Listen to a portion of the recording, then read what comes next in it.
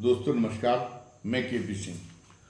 Supreme court के प्रधान न्यायाधीश टी.वाई. चंद्रचूड़ के घर गणेश पूजा के लिए प्रधानमंत्री नरेंद्र मोदी का पहुंचना चर्चा का विषय बना हुआ है। मुझे याद है कि जस्टिस चंद्रचूड़ ने जब मुख्य न्यायाधीश के रूप में प्रधान न्यायाधीश के रूप में सुप्रीम कोर्ट में कार्यभार संभाला था, उसके बाद में उन्होंने कुछ फैसले दिए जो सरकार के लिए थोड़े असुविधाजनक थे।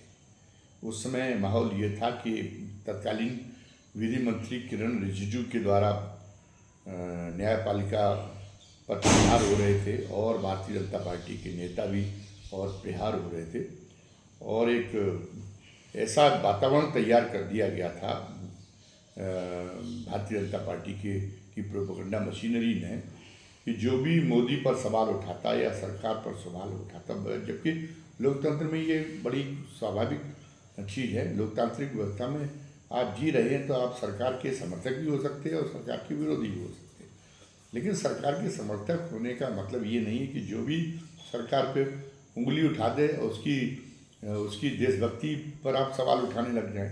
तो जस्टिस चंद्रचूड़ भी उससे अछूते नहीं रहे थे। मीडिया के लोग तो थे, जो मीडिया में एक थोड़े बहुत लोग बचे हुए हैं, अगर वो सरकार की समालोचना करते थे तो उनको भी कह दिया जाता था कि ये जो है टूल किट जो विदेशों से आया हुआ है सरकार को अस्थिर करने के लिए, ये उस टूल किट से के जरिए ये काम कर रहे हैं, उस टूल किट के तहत काम कर रहे हैं जस्टिस। और मेरे यहाँ तक पराकाष्ठा पहुँच गई थी अभी हाल तक कि अगर शंकराचार्यों ने ये हवाला दिया, और ये शंकराचार्य भी नबी बताते तो सबको पता है कि पूस के महीने में कोई शुभ कार्य नहीं होता, लेकिन चूँकि चुनावी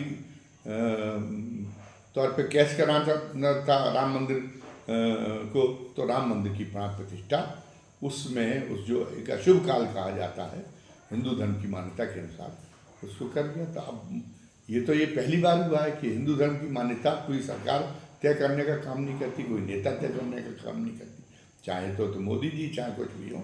और परंपराओं से मतलब वो उसका पता चलता है कि ये मान्यता ही है, तो मान्यता तो यही है कि पूस के महीने में शुभ कार्य नहीं होना चाहिए था। लेकिन शंकराचार्य जी ने भी आपत्ति की, मंदिर अधूरे होने पर आपत्ति की, तो शंकराचार्य भी ट्रोल होने लगे, जस्टिस चंद्रचूड़ भी ट्रोल होने लगे। ट्रोल होने में कोई दिक्कत नहीं थी, लेकिन ये कहना कि नहीं ये तो जो विदेशी शक्तियों द्वारा जो सरकार को अस्थिर करने का प्रयास किया जा रहा है उनके तहत ही चंद्रचूड़ साहब भी काम कर रहे थे। चंद्रचूड़ साहब को थोड़ी वेदना हुई, उन्होंने अपने सार्वजनिक कार्यक्रमों में इसका जो है इजहार भी किया, और उन्होंने कहा कि हम न्यायपालिका से विचलित नहीं होती, लेकिन उन्होंने ये कहा कि ये तरीका ठीक नहीं। बहरहाल उन्होंने मौके पर टिप्पणियाँ की सरकार की कार्यशैली पे, और जो सुप्रीम कोर्ट का ये रहता है कि सरकार को निरंकुश ना होने दे, उस पर लगाम लगाने की कोशिश की। हालांकि उन्होंने इसके बावजूद भी किसी मामले को तार्किक परिणति पर नहीं पहुंचने दिया, चाहे वो मामला जो है वो ईवीएम की मशीनों की में छेड़छाड़ का हो, चाहे वो इलेक्ट्रॉनिक बॉन्ड में उन्होंने गलत तो ठहरा दिया, लेकिन उसके लिए कोई जांच कराना या कोई कार्रवाई करना उचित नहीं समझा। ऐसे ही हिंडनबर्ग की बात में जब अदानी के खिलाफ मामला आया तो उन्होंने वो जो है उस पर भी कोई उन्होंने तीखी टिप्पणियाँ भी भर की, लेकिन उसके बाद में उन्होंने ये सेबी की रिपोर्ट को मान लिया जो उनके पक्ष में थी, जबकि वो जो आपत्तियाँ उठाई नहीं थी, जहाँ संदेह व्यक्त किए गए थे अदानी के कारोबार के सिलसिले में, उनकी जांच सेबी के दायरे में नहीं आती थी। लेकिन ये जानते हुए भी ऐसे बहुत सारे मामले हैं। चंडीगढ़ के मेयर के चुनाव का उन्होंने माना और पकड़ में आ गया कि बेईमानी की तरीके से पीठासीन अधिकारी ने काम किया, तो वो तो चलो चुनाव को निरस्त करके उन्होंने दोबारा करा दिए, लेकिन पीठासीन अधिकारी को जेल भेजा जाना चाहिए था। लोग उम्मीद लगाए हुए बैठे थे, उनको उन्होंने जेल भेजने का काम नहीं किया। अब तमाम ऐसे कहने का मतलब ये कि उदाहरण गिनाए जा सकते हैं। तो कोई मामला उनके ज़माने में तार्किक परिणति पर नहीं पहुंचा, लेकिन निराश होते थे जो सरकार के विरोधी लोग थे, लेकिन सरकार के विरोधी लोगों को एक सांत्वना भी मिली हुई थी चंद्रचूड़ साहब के रहने की वजह से। तो अब जो है एक तो ये है कि मोदी जी वहाँ पर गए, ठीक है, गणेश पूजा में वैसे वो सामान्य तौर पर तो हर राज्य के लोगों का एक ये रहता है कि वो वहाँ पे गरबा नृत्य होता है, वहाँ पे जो है वो दूसरे टाइप के भगवान की ज़्यादा पूजा होती है, किसी ज़िले में हनुमान के मंदिर बहुत ज़्यादा होते हैं, आमतौर पर परंपरा वहाँ हनुमान पूजा की ज़्यादा होती है। अब तो लगभग सारे हिंदू धार्मिक त्यौहार है सब जगह मनाए जाने लगे। लेकिन जैसे गणेश पूजा है, तो गणेश पूजा का अभी भी बहुत ज़्यादा चलन वो ये तो है कि लोग अपनी उत्सव धर्मिता को लोग उमंग का प्रदर्शन करने के लिए जो भी बहाना मिल जाए तो यहाँ पे भी होती है। लेकिन उस तरह से एक दूसरे के घर जाना, जिस तरीके से महाराष्ट्र में मनता, वैसे उत्तर प्रदेश में गणेश पूजा उस तरीके से नहीं मनती। तो अब ये तो वो तो गुजराती है, गुजरात में तो कोई गणेश पूजा के मामले में एक दूसरे के घर जाता हो ये नहीं होता, और कहीं भी नहीं है। चलिए ठीक है, वो चले गए और चंद्रचूड़ सामने ने बुला लिया। लेकिन इसकी तस्वीरें ट्वीट पर डालना, तो एक तो कैमरों की व्यवस्था की गई थी, आप वहाँ गए थे, अखबार में खबर तो फिर भी छपती, लेकिन आपको इस नाते कि इससे दोनों लोग कटघरे में खड़े होंगे कि अनावश्यक विवाद पैदा होगा, तो चंद्रचूड़ साहब को भी बचना चाहिए था, सुप्रीम कोर्ट के प्रधान न्यायाधीश को, और हमारे इनको भी बचना चाहिए था, उनको प्रधानमंत्री जी को भी बचना चाहिए था। जब कैमरे उनके घर पहुंचे हैं, पता नहीं है 2 या 3 कैमरों का लगता है इस्तेमाल हुआ है, तो चंद्रचूड़ साहब की सहमति से ही तो पहुंचे होंगे, ये तो पहले से पहुंचे होंगे। तो अब उनको इसका सार्वजनिक प्रदर्शन कराने की क्या जरूरत थी? अखबारों को अपने सूत्रों से पता चलता, मीडिया को खबर चल जाती है, इतना पर्याप्त है। या बाहर निकलते हुए जैसे जेलों के जेल के निरीक्षण के लिए DMSP पहुँचते, तो जेल के भीतर उन्होंने क्या किया, कैमरा अलाउ नहीं है तो नहीं जाता, तो जस्ट उनके सुप्रीम कोर्ट के प्रधान न्यायाधीश के पे नहीं होना चाहिए था। अब प्रदर्शन करने में क्या बात हुई? अब हम चलिए जाए हर चीज़ में सकारात्मकता को देखते हैं। प्रदर्शन करने अगर मोदी जी ने, हो सकता है कि सकारात्मक उनकी भावना ये रही हो कि जस्टिस चंद्रचूड़ के बारे में जो हमारे लोगों ने हमारे ऊपर एक तरह से अंध आस्था के कारण उनको उनके फैसलों की वजह से उनको देशद्रोही तक ठहराने में कसर नहीं बाकी रखी, देशद्रोहियों से मिले होने का आरोप लगाने तक में कसर नहीं रखी ट्रोल आर्मी ने, और उन पर जो है अकारण अविश्वास कर रहे। तो हम ये बताना चाहते हैं कि ये सुप्रीम कोर्ट का अपना काम है, सभी सरकारों में तमाम मामलों में, और दुनिया भर में होता, पाकिस्तान में तब होता कि सरकार की पसंद के फैसले नहीं होते, बहुत ज़्यादा होते। तो एक सहज एक प्रक्रिया है, ये चलता रहता है। इससे व्यक्तिगत रूप से कोई तिक्तता नहीं है प्रधानमंत्री के बीच में, हमारे बीच में संबंध सद्भाव हुए हैं, तो वो उनको जो है सहज बनाने की कोशिश की। जो छुई मुई से भी ज़्यादा छुई मुई उनकी आलोचना बन गई कि जरा सी आलोचना हुई और उनको देशद्रोह का खतरा नजर आने लगा कि उन्हीं के भरोसे ये देश इतने साल तक आज़ादी भी आई थी, और आज़ादी से इतने साल तक जो आज़ादी सुरक्षित बनी हुई वो उन्हीं के, जो पता चला कि 18 और 25 साल तक के लड़के हैं, इन्हीं के भरोसे यही आज़ादी लेके आए थे, और आज़ादी के बाद भी, और ये जो है अगर सतर्क न रहे तो आज़ादी चली जाएगी। यहाँ तो मोदी जी के अलावा सब देशद्रोही बैठे हुए।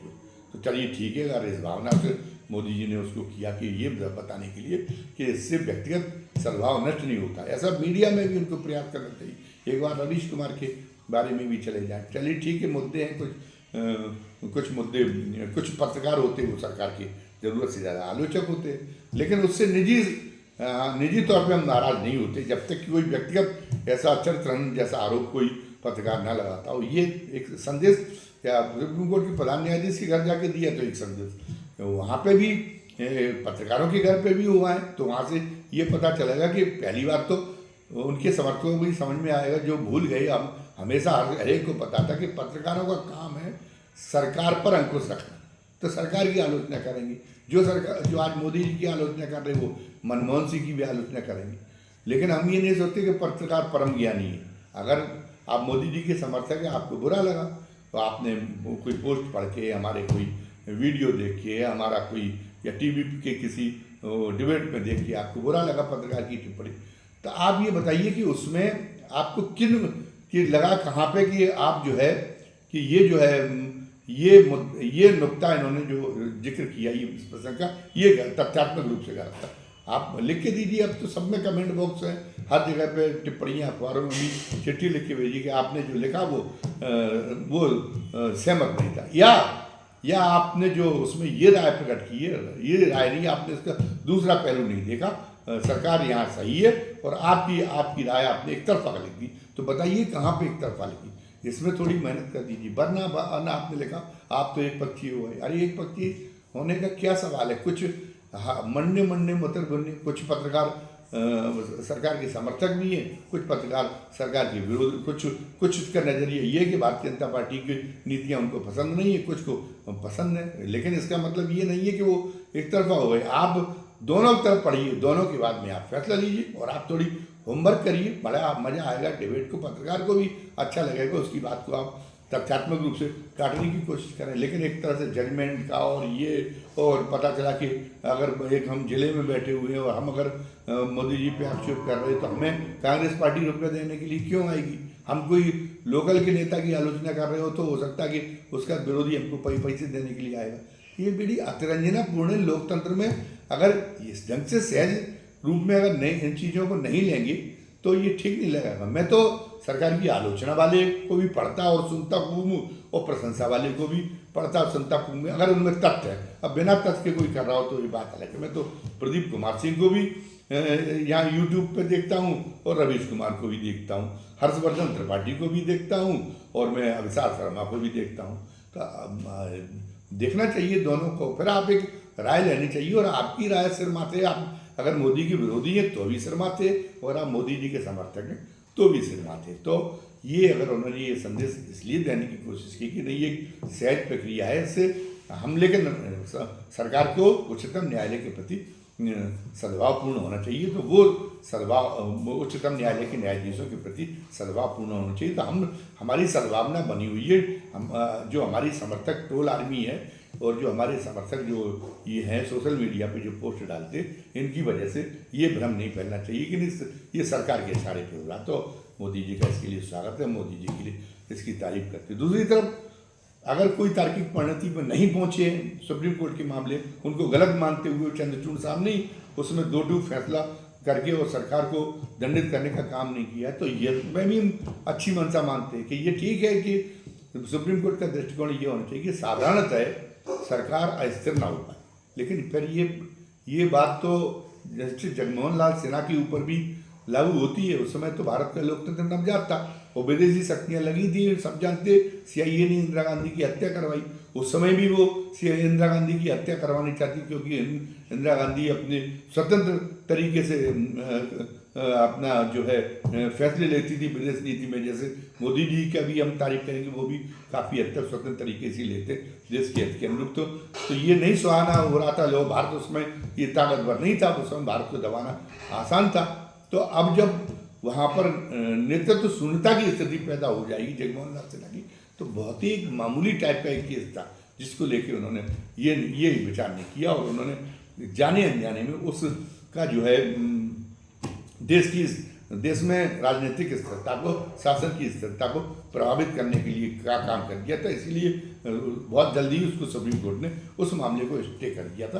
तो हम उस मामले में तो हमें ये भी देखना चाहिए, पर हमें ये मानना चाहिए कि जगमोहन लाल सिन्हा का भी स्टेप अच्छा नहीं था। और चंद्रचूड़ साहब अगर हर बात में अगर सरकार को खिलाफ दंडात्मक कार्रवाई नहीं कर रहे तो उनके पीछे हो सकता है कि उन्हीं की मंशा, उन्हीं की इस ढंग की मंशा रही हो। अब चर्चाएं चल पड़ी कि चंद्रचूड़ साहब भी रंजन गोगोई की तरह पुरस्कृत किए जाएंगे, वो भी ये हो जाएंगे। तो एक पक्की राय नहीं बनाना चाहिए।